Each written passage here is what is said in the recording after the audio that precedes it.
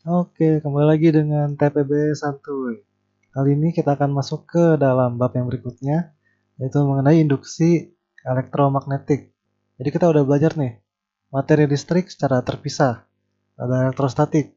Lalu kita juga udah belajar mengenai magnet secara terpisah. Nah sekarang ini kita gabungkan listrik dan magnet, jadinya elektromagnetik. Dan di video ini kita akan ngebahas salah satu hukum yang penting, yaitu hukum Faraday. Jadi pertama-tama, apa itu induksi elektromagnetik? Apa pengertiannya? Jadi secara sederhana, induksi elektromagnetik atau kita singkat induksi EM itu adalah peristiwa timbulnya GGL atau tegangan akibat adanya flux magnet yang berubah. Makanya kita sebut GGL-nya itu terinduksi. Terinduksi akibat perubahan flux magnet. Nah, berarti kita harus ngerti dulu nih, apa pengertian dari flux magnet. Nah, ini mirip banget sama flux listrik. Cuman diganti medan listrik jadi medan magnet. Jadi pengertian dari flux magnet itu adalah jumlah garis medan magnet yang menembus suatu bidang atau luasan. Seperti yang digambarkan di sini, kita punya bidang luasnya A, lalu di sini ada medan magnet B. Vektornya begini, miring, membentuk sudut theta terhadap normal dari si bidang, entropi. Nah, itu nanti fluxnya yang ini simbolnya pi sama dengan B dot A atau B dikali A dikali kosinus theta. Jadi ini persis dengan flux listrik, cuman diganti E jadi B, medan magnetnya ya. Nah, satuan dari flux magnet itu namanya Weber. Ya, satuannya Weber disingkat WB. Oke. Nah, ini rumus yang ini nih, yang B dot A itu dipakai kalau B-nya homogen. Artinya adalah medan magnet di sini, di sini, di sini, di sini itu besar dan arahnya sama. Kita katakan itu medan magnetnya homogen ya. Nah, kalau tidak homogen berarti pakai integral. Jadinya yang rumus di bawah. Kalau tidak homogen medan magnetnya maka atau luasannya tidak berbentuk bidang tapi lengkungan gitu, nanti pakainya ini integral B dot dA. Jadi intinya persis ya sama kayak flux listrik. Nah, selanjutnya kita coba lihat ilustrasi dari induksi elektromagnetik lewat suatu percobaan yang disebut dengan percobaan Faraday. Jadi kira-kira skema sederhana dari percobaan Faraday itu seperti ini. Kita punya di sini kumparan ya, kabel melewati suatu bahan di sini jadi berbentuk kumparan gini. Nah, ini alat ukur arus listrik. Jadi di sini tidak ada baterai. Nggak ada baterai, jadi harusnya nggak ada arus yang ngalir. Nah, di sini ada magnet. Ini kutub utara, ini kutub selatan. Jadi nanti medan magnetnya akan begini arahnya ya, dari si batang magnet ini. Nah, kalau dalam kondisi ini jelas nggak ada arus listrik karena nggak ada baterai. Tapi Faraday menemukan kalau magnet ini didekatkan atau dijauhkan dari si kumparan ini, maka akan muncul arus listrik. Jadi misalnya didekatkan, gini nih set, ya didekatkan ke arah kumparan, itu nanti akan ada arus listrik yang terbaca. Padahal nggak ada baterai gitu. Sama halnya kalau ini dijauhkan, nanti akan ada kebaca arus listrik. Nah, itu kenapa bisa terjadi sesuai dengan prinsip induksi elektromagnetik. Jadi karena si magnet menghasilkan medan magnet dan medan ini menembusi kumparan, berarti ada flux. Nah, ketika didekatkan, fluxnya berubah makin gede gitu. Atau dijauhkan, fluxnya berubah makin kecil karena makin jauh B-nya. Jadi ada perubahan flux terhadap waktu. Akibatnya apa? Muncul GGL atau tegangan. Dan itu disebutnya GGL induksi. Dengan kata lain, jadi semacam di rangkaian ini tuh tiba-tiba ada baterai bohongan gitu. Ada baterai bohongan invisible menghasilkan GGL induksi. Dan akibatnya karena ini rangkaian yang tertutup ya, jadinya ada arus induksi yang mengalir. Jadi kira-kira urutannya begini. Flux magnet berubah terhadap waktu, akan muncul GGL induksi, dan akan muncul arus induksi kalau rangkaiannya tertutup ya. Kalau rangkaiannya terbuka ya nggak akan ada arus induksi, tapi tetap ada GGL induksi. Jadi itu konsepnya. Nah, gimana cara menghitung GGL induksi yang dihasilkan oleh perubahan flux magnet ini? Itu pakai hukum Faraday. Jadi kira-kira ini adalah perumusan dari hukum Faraday. Sangat simpel. Dia mengatakan bahwa GGL induksi yang dihasilkan disimbolkan sebagai epsilon IND itu sama dengan minus N dikali d flux dt, dp dt. N di sini jumlah lilitan. Jumlah lilitan dari kumparan atau objek yang terkena flux magnet. Ini fluxnya, dan lihat di sini turunan terhadap waktu ya. Ini menggambarkan perubahan flux magnet terhadap waktu.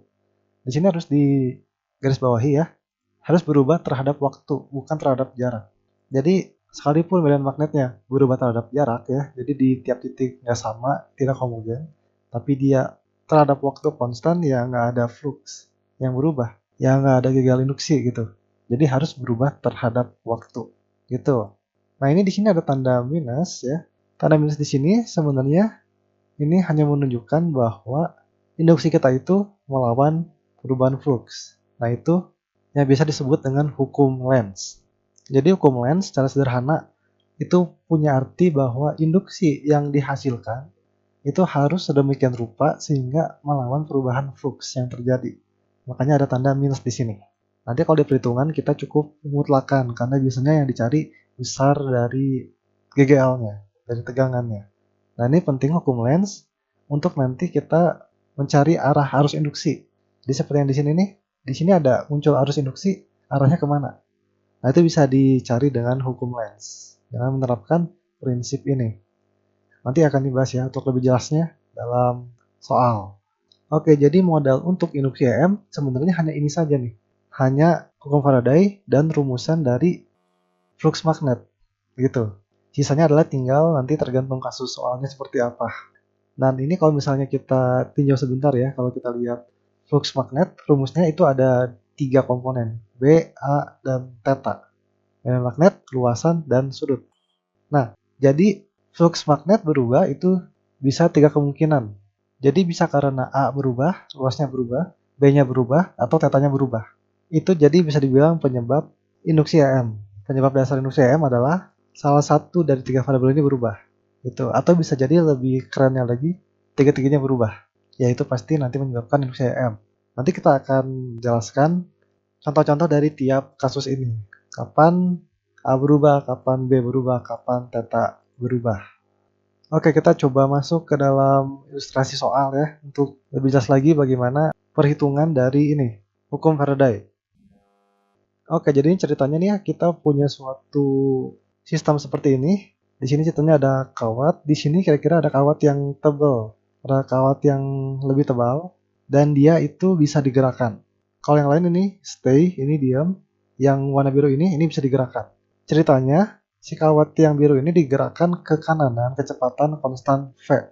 Ini geometrinya, jadi panjang kawatnya itu L. Di sistem ini itu ada resistor R. Dan kita ceritanya di sini sistem ini dikenai medan magnet. Arahnya masuk ke dalam dan ini homogen. Ya, homogen di semua titik sama. Nah, di kasus ini akan muncul gagal induksi. Kok bisa? Kenapa bisa? Nah, ini karena begini. Kalau kita ingin menghitung gagal induksi, kita harus hitung dulu fluxnya ya. Karena nanti gagal induksi berkaitan sama flux magnet. Oke, ini hanya ada satu lilitan. Jadi N-nya sama dengan 1. Oke, nah sekarang kita hitung flux magnetnya. Siapakah luasan yang ditembus oleh medan magnet ini? Nah, ini bukan seluruhnya, karena di sini putus. Yang ditembus adalah yang ini saja. Ya, luasan yang kotak ini nih. Nah, misalkan jarak dari sini ke sini nih itu adalah X pada suatu waktu. Jadi dari sini kita bisa lihat ya ukurannya, bentuknya persegi panjang yang ditembus oleh si medan magnet. Panjang X, lebar L. Oke, rumus flux magnet ini ya, BA cos theta. Karena ini homogen, jadi langsung B kali A cos theta. Nah, tetanya bagaimana? Kan B-nya masuk ke dalam. Dan ini luasannya di sini nih, di bidang. Jadi, vektor normalnya itu searah dengan medan magnet. Ya. Vektor normal bidang ini masuk ke dalam sama dengan medan magnet. Jadi searah kan, tetanya 0. Cos 0, 1. Jadi tinggal sisa B kali A aja. Itu untuk menghitung flux magnetnya. Oke, A-nya apa? Luas yang ditembus dia, X dikali L. Berarti gini ya, B kali A sama dengan B dikali L dikali X. BLX. Nah, sekarang kita turunkan terhadap waktu untuk mendapatkan gagal induksi. Nah, ini minusnya nggak usah diikutin karena kita mau cari besarnya aja, langsung. Oke, jadi kayak gini nanti ya, rumus ngitung epsilon induksinya. Langsung deflux dt. Nah, siapa yang berubah terhadap waktu nih? B nggak berubah terhadap waktu ya, ini homogen dan konstan. L juga panjang kawat nggak berubah. Yang berubah itu X. Karena ini makin ke kanan ya, karena dia ditarik dengan kecepatan V ke kanan. Berarti bisa dilihat jarak X-nya akan makin besar. Seiring berjalannya waktu, X-nya makin besar. Jadi yang berubah terhadap waktu adalah variabel X-nya. Jadi yang kena turunan adalah X. Maka nanti jadi gini ketika ngitung. Ketika diturunin jadinya BL dx dt.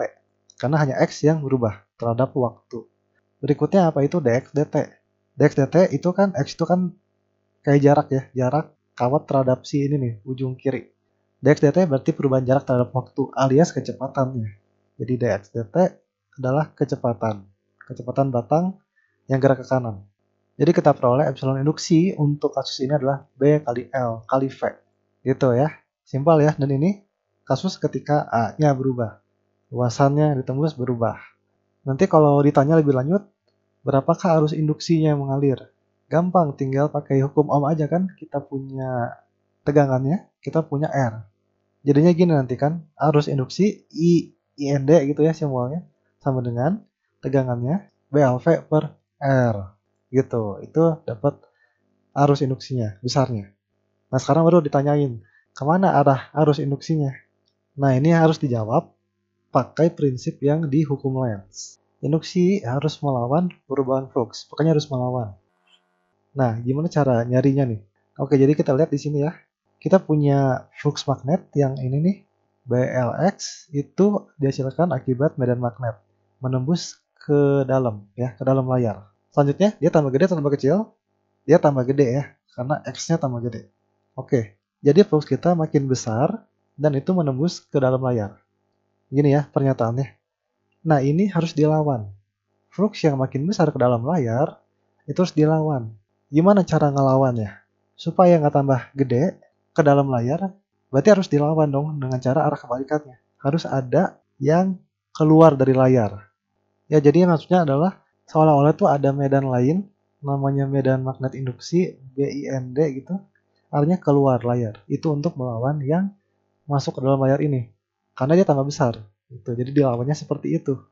Nah, kalau kita punya medan magnet yang arahnya keluar dari layar, lalu kita terapkan aturan tangan kanan untuk loop, untuk loop yang lingkaran. Karena sama aja nanti, maka kita akan peroleh nanti arus yang mengalir itu haruslah berlawanan jarum jam. Ya, jadi terapkan aturan tangan kanan. Kalau B-nya mau keluar bidang, maka I-nya harus begini. Harus berlawanan jarum jam. Gitu. Jadi itu kira-kira stepnya. Bagaimana cara mencari arah arus induksi. Itu lewat medan induksi. Dan medan induksi arahnya dapat dari mana? Dari hukum Lenz. Melihat harus bagaimana melawan flux yang berubahnya itu. Sip ya? Oke. Ini pendekatan pertama. Ada pendekatan lain untuk mencari arah arus induksi, yaitu dengan cara gini. Kita lihat ini tuh X-nya makin gede gara-gara apa? Gara-gara si kawat ini yang biru ke kanan terus. Berarti bisa dilawan dengan cara lain, yaitu dengan cara ada yang menarik si kawat supaya nggak makin ke kanan. Jadi seolah-olah ada gaya. Harus ada gaya yang arahnya ke kiri supaya si kawat biru nggak makin ke kanan. Gaya apakah itu? Gaya magnet, karena di sini ada medan magnet P.